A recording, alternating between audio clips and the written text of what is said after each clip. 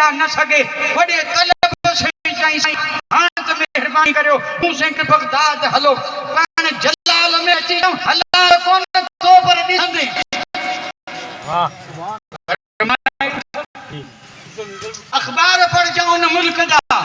उन अखबारन में या गाल मुतल के शाह नूरानी बगदाद शरीफ में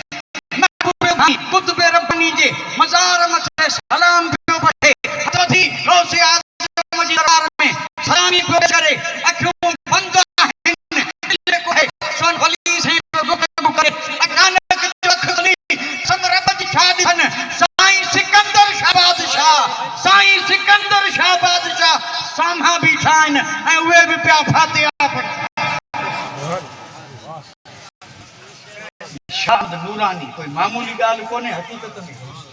पूरी हक़ अक़लीम जो ज़बरदस्त इल्म जो पहाड़ अहले सुन्नत व जमात जो हिकिड़ो सैयद आलिम जंहिंजे इल्म जो सभिनी खे एतराफ़ आहे उन ॾिठो चई छा ॾिसां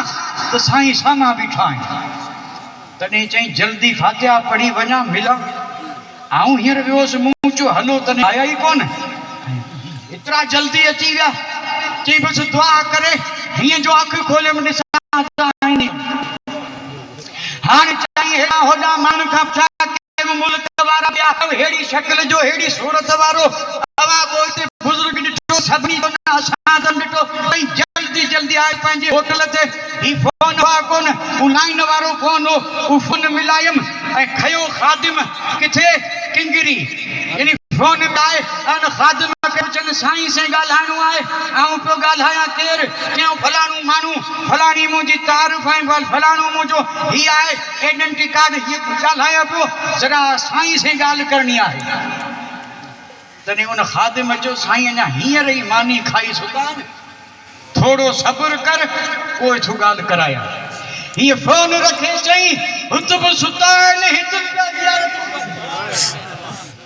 हुत बि सुता आहिनि कसम रब जी दोस्त हर को माण्हू खे सुञाणे नथो सघे ज़ाहिर कुझु और हूंदो आहे ऐं बातिन जा मामला कुझु और हूंदा आहिनि ही मर्द कलंदर अहिड़ो हो जंहिं कसम रब जी पंहिंजी ज़िंदगी में कमु उहो कयो जेको हफ़्ता अक़लीम जो बादशाह बि नथो करे सघे छह पागारनि जेका जमात ठाही हुई उन्हनि जेको मैदान ठाहियो हो अंग्रेज़नि उहो सभु विखेरे छॾियो हो पर 24-25 वरनि जी उमिरि में सन 52 में जॾहिं साईं सिकंदर शाह अची तख़्त ते वेठो तॾहिं जेतिरा बि दुश्मन हुआ मुंहिंजे महबूब जी सुन्नत ते अमल कंदे फतेह मक्का खे ॾिसी सभिनी खे माफ़ करे छॾियऊं उन खां पोइ जमात मथे एतिरी शफ़क़त हुई छट वारे जी थी विया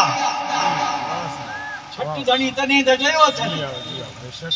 अंग्रेज़नि छॾियो कुझु बि कोन हो पर हिन मर्द कलंदर खे रब उहा ताक़त ॾिनी जो पंहिंजी हिन पाक उमिरि में वरी जमात खे एॾो ताक़तवर बनायऊं एॾो ज़बरदस्त जमात में इतिहाद थियो जेके ॾहियल हुआ उहे सभु ठही पिया ऐं उन्हनि जे मुख़्तसर दौर में हिकिड़ो न